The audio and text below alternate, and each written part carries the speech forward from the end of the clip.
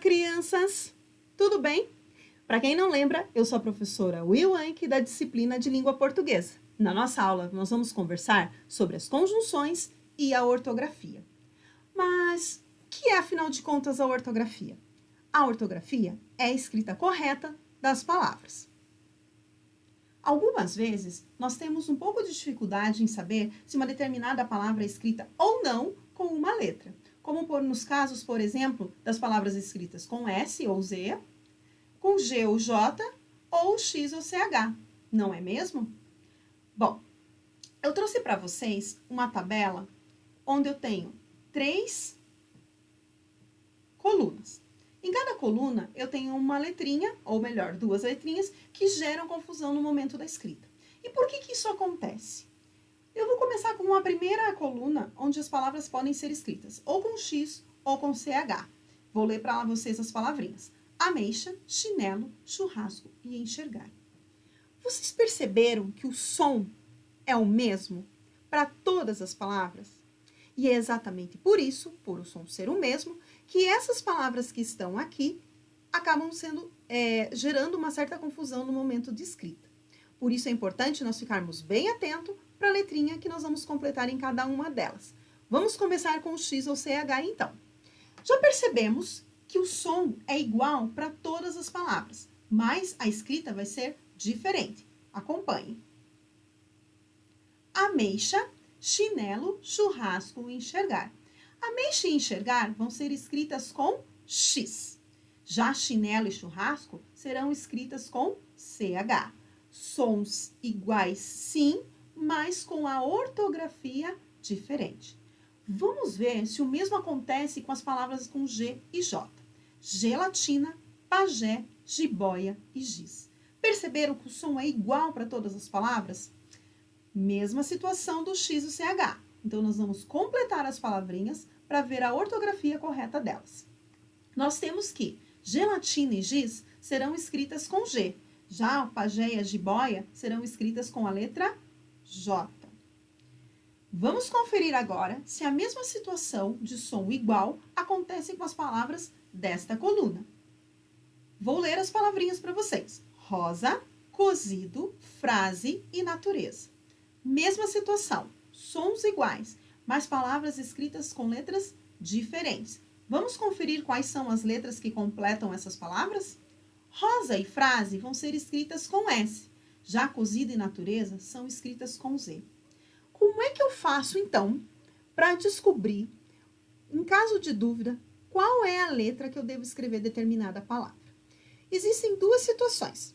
A primeira delas é usar um recurso que nós já usamos anteriormente. Você lembra que recurso nós usamos nas outras aulas? Isso mesmo, o dicionário. Então, o dicionário, ele serve não apenas para consultar o significado das palavras, como nós vimos, mas também para nós verificarmos a questão da ortografia, ou seja, a escrita correta das palavras. Uma outra forma da gente saber se uma palavra é escrita ou não com determinada letra é saber algumas regras. No material didático de vocês, existe esse quadro com essas 3 regrinhas, que eu vou ler para vocês agora e nós vamos conversar um pouquinho a respeito. Me acompanhem, então, na leitura. Utiliza-se X e não CH. Então, nesse caso, nós estamos falando de palavras escritas com X. Depois da sílaba inicial, N, e após a sílaba me. Nesses casos, é preciso ficar atento às exceções. Então, exceções são aquelas palavras que fogem à regra geral. Então, existe uma regra que pega boa parte das palavras, mas algumas delas vão ficar de fora. Que é o caso do encher. Observe que a regra diz que depois da sílaba inicial em seria X, e, no entanto, aqui está escrito com CH. Ou, então, da palavra mecha, relacionada à mecha de cabelo, né? Que também, depois da sílaba me, não vem o X, vem o CH. Então, essas exceções, nós precisamos ficar bem atentos para não nos confundirmos. Combinado? E ele diz após ditongo. Então, o ditongo é quando, na separação silábica, 2 vogais ficam na mesma sílaba. E em vocábulos de origem indígena ou africana. O que significa vocábulos? No dicionário, se vocês forem buscar a palavra vocábulos, vocês vão encontrar o significado. Para facilitar um pouquinho para vocês, hoje eu vou dizer o que significa vocábulos. Vocábulos é a mesma coisa que palavras. Então, palavras que têm origem indígena ou africana, elas também vão entrar dentro dessa regra. Tranquilo? Pessoal, vamos para a segunda regra agora. Antes de ir para a regra, eu vou pôr para vocês um exemplo aqui, ó. Enxugar e mexerico. A regra diz que depois da sílaba em, eu terei o X. Observaram aqui? E que depois da sílaba me, eu também terei o X. Mexerico, para quem não sabe, é a mesma coisa que fofoca. Você pode procurar esse verbete lá no dicionário também para conferir. Vamos para a próxima regra? A outra regra é a respeito do G ou J. Utiliza-se ao G. Então, aqui nossa atenção vai voltar para a letrinha G. Em substantivos terminados em agem, igem, ugem e em palavras terminadas em ajo, éjo, ijo, ójo e ujo. Como, por exemplo, relógio. A palavrinha relógio termina em ójo, portanto, ela vai ser escrita com G. A mesma coisa com a palavrinha ferrugem, né? Que vai ser escrita também com ugem, olha a terminação ugem, ferrugem, onde eu vou ter o G. Esses são alguns exemplos relacionados a essa regra. Tudo bem? Vamos para a terceira regrinha. Utiliza-se S e não Z após ditongo em palavras derivadas de outras que já apresentam S no radical e nos sufixos oso e osa. Então, nessa regra, nós temos a questão do ditongo, que eu já expliquei para vocês, que é quando nós temos o quê? Nós temos duas vogais que ficam nas mesmas sílabas quando a gente separa. Olha o exemplo aqui. Beijo. Então, eu tenho o E e o I na mesma sílaba, caracterizando-se como um ditongo. E ele diz também que eu tenho relacionado a palavras derivadas, como, por exemplo, eu tenho a palavra liso, que já é escrita com Z. Então, o seu derivado alisar, escrito com Z não, é escrito com S. E a palavra alisar também é escrita com S. Nos substantivos aqui, terminados em oso, eu tenho, por exemplo, a palavra gostoso, né? Ele termina em oso, portanto, vai ser escrita com S. Ou então, saborosa, que também termina com osa e é, portanto, escrita com S. Tranquilo, pessoal? Então, já sabem, em caso de dúvidas ortográficas, vocês também devem procurar o apoio do dicionário. Nós vamos conversar um pouquinho agora sobre esta frase que está aqui. Item indispensável na escola. Isso mesmo, o dicionário. Em geral, é utilizado nas aulas de português ou de outro idioma. Lembrando, nós utilizamos na aula de português? Sim, usamos, mas ele não é exclusivo da aula de português. Você pode usar em história, em ciências, em geografia, em matemática. Usar toda vez que você não souber o significado de uma palavra ou então que você precisar conferir a ortografia dela. Retomando a frase, então. Item indispensável na escola, o dicionário em geral é utilizado nas aulas de português ou de outro idioma, mas ele não serve só para descobrir significados. Praticamente, para cada assunto tem um dicionário. Então, nós temos lá o dicionário de português, como eu já mostrei para vocês. Nós temos o dicionário português-espanhol, português-inglês, como nós temos também o dicionário de inglês-espanhol, né? Porque se eu moro em países onde falam inglês, eu vou usar esse tipo de dicionário. Posso ter dicionário específico de uma determinada área, por exemplo, na área médica, eu posso ter um dicionário específico da área médica. Mas eu destaquei para vocês uma palavrinha aqui, ó, que é o mas. Observem a primeira parte da frase. Item indispensável na escola, o dicionário já é utilizado nas aulas de português ou de outro idioma. Mas está trazendo uma ideia, parece que oposta, contrária.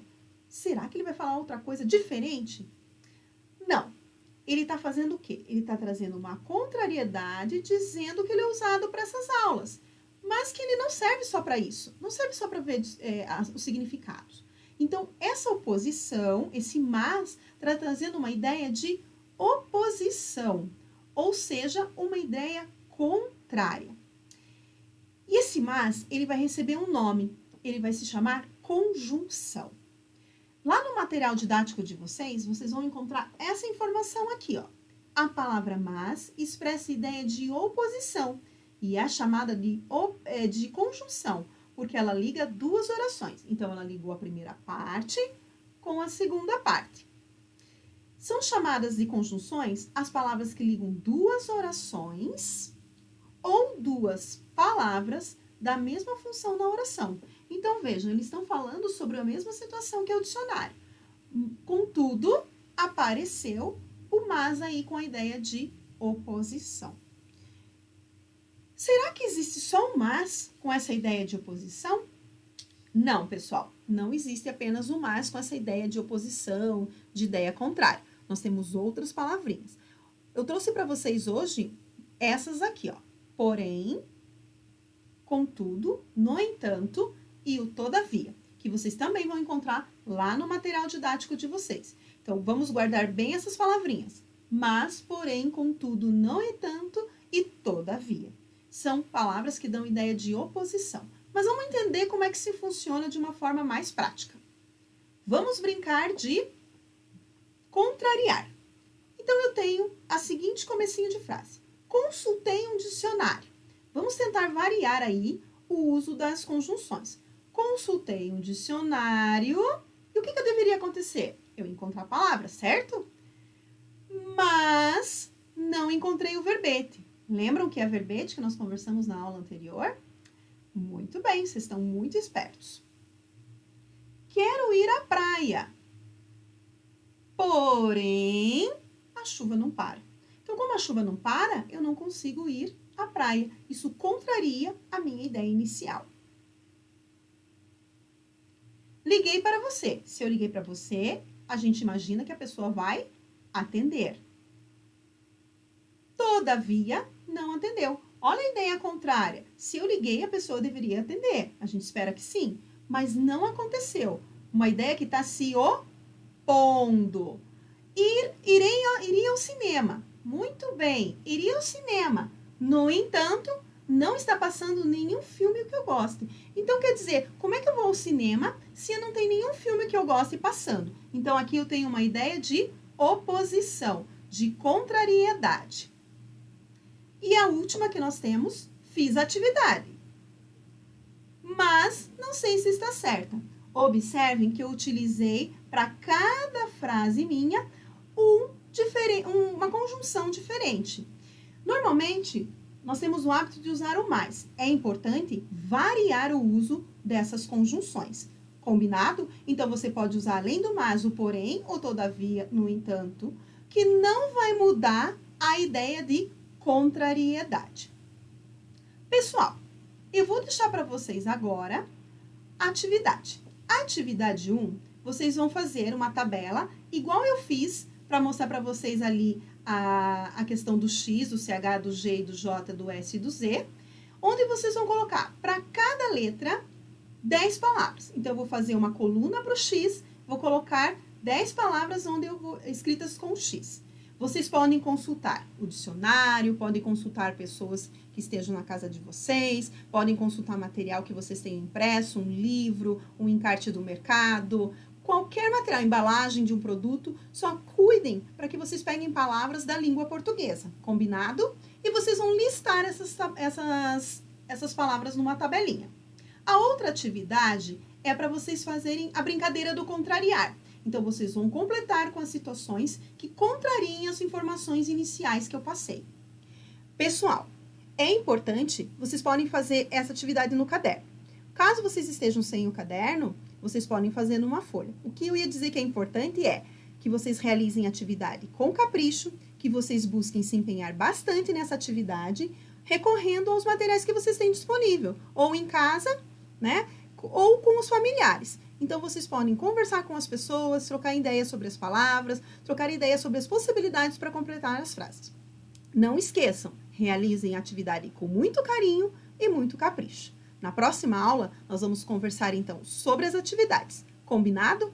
Fiquem bem e até a próxima aula. Tchau!